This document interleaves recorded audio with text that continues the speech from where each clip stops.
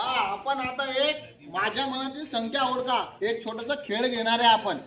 तुम्ही प्रश्न विचारायचे, त्या प्रश्नाचं उत्तर मी हो किंवा नाही मध्ये सांगणार. मी 1 ते 100 बरोबर 1 ते 100 पैकी एक संख्या मनात धरतो आणि ती संख्या धरल्यानंतर मी हातावर लिहून घेतो, म्हणजे चिटिंग तुम्हाला वाटणार नाही.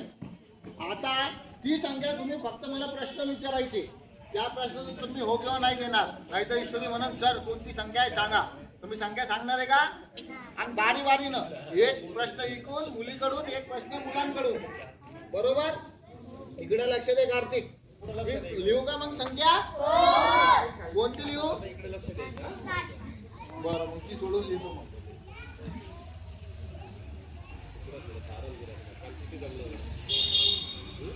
चला, खूप सोपी संख्या लिहिलेली आहे. पहिला प्रश्न कोण विचारणार आहे? हात वर करायचे.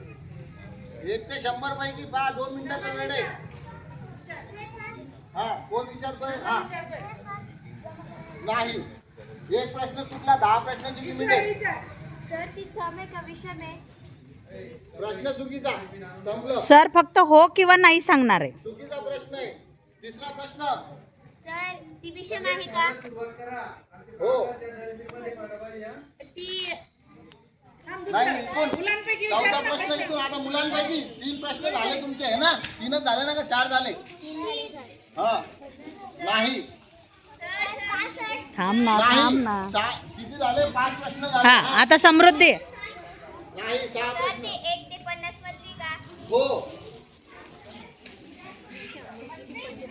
नाही. थांब थांब. नाही